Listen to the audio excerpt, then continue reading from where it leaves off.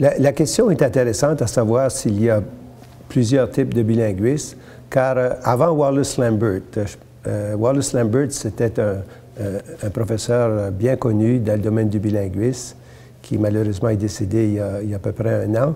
Et avant ses recherches à lui, on avait tendance à avoir un seul type de bilinguiste. Par exemple, on essayait de découvrir les conséquences du bilinguisme, si c'était relié à l'intelligence, à la personnalité, à l'identité. Mais Wallace Lambert, à un moment donné, s'est aperçu que quand il a commencé ses travaux auprès des élèves qui faisaient l'immersion française, s'est aperçu que ces personnes-là pouvaient apprendre une deuxième langue, complètement s'immerser dans une deuxième langue, sans aucune perte dans leur langue première. Et c'est là qu'il a fait une distinction que je considère fondamentale, c'est celle de distinguer entre un bilinguisme additif et un bilinguisme soustractif. Dans le bilinguisme soustractif, qui est très commun en milieu minoritaire, c'est que plus on apprend la langue seconde, plus on a tendance à perdre sa maîtrise de la langue première. Tandis que dans le bilinguisme additif, c'est qu'on peut s'exposer, même d'une façon assez intense, à une langue seconde, sans du tout perdre la langue première. Ça a été une distinction vraiment fondamentale, parce qu'aujourd'hui, maintenant, on regarde les conditions du bilinguisme et pas simplement le bilinguisme. Le modèle des balanciers compensateurs, c'est une approche qui a été développée justement pour essayer de trouver les conditions qui pourraient mieux donner aux enfants ou aux personnes qui apprennent des langues secondes un bilinguisme de type additif. Par exemple, Wallace Lambert, quand il faisait ses études auprès des élèves d'immersion, s'est aperçu même ceux qui avaient participé à des programmes très intensifs pour des longues périodes d'être immersés en français ne perdaient pas leur capacité en langue première.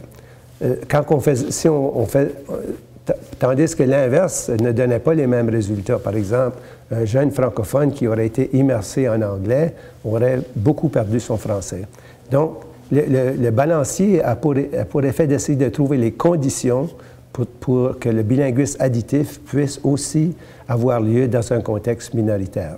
Donc, une façon de le comprendre, c'est d'imaginer qu'il y a 3 milieux de vie lorsqu'un enfant grandit. Il y a le milieu familial, il y a le milieu scolaire qui occupe une grande partie de sa vie, et puis ensuite, il y a tout le milieu qu'on pourrait appeler socio-institutionnel ou socio-communautaire.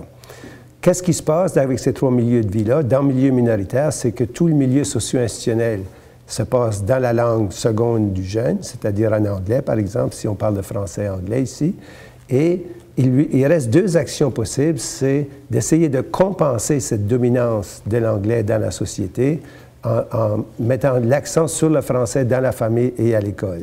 Et effectivement, c'est ce que la recherche démontre, plus les jeunes, on met l'accent sur le français dans la famille et à l'école, plus meilleur est leur bilinguisme.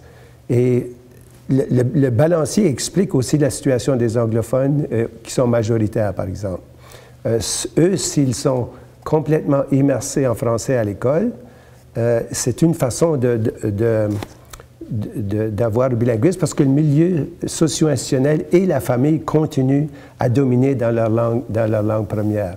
Donc, le fait d'être scolarisé n'a aucun effet négatif sur leur langue première et contribue beaucoup à Il y a une deuxième action qu'ils peuvent faire, c'est d'avoir de plus en plus de contacts dans la société avec le français. Et il y a des recherches aussi qui démontrent que les anglophones, par exemple, qui ont eu plus de contacts dans la société avec le français, ont des meilleures attitudes et des meilleures maîtrises de la langue. Et bien sûr, s'ils ont en plus de ça, pouvoir être scolarisés dans la langue seconde.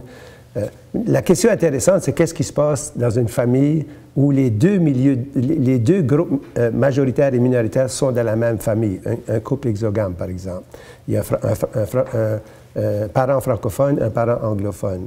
Dans ce cas-là, on applique le même principe des balanciers, c'est que plus on met l'accent sur la langue qui est minoritaire, meilleur est le bilinguisme.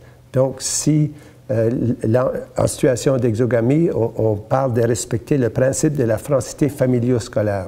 Si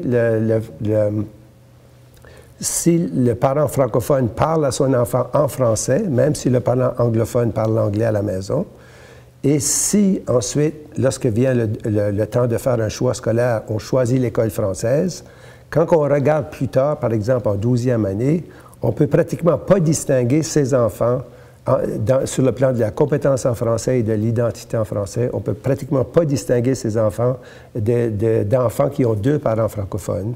Mais ce qui est intéressant, c'est qu'ils gardent une identité forte en anglais, parce qu'ils ont un parent anglophone, et aussi, ils ont des compétences en anglais semblables aux anglophones majoritaires. Donc, c'est un excellent bilinguiste, probablement parmi les meilleurs bilinguistes au pays.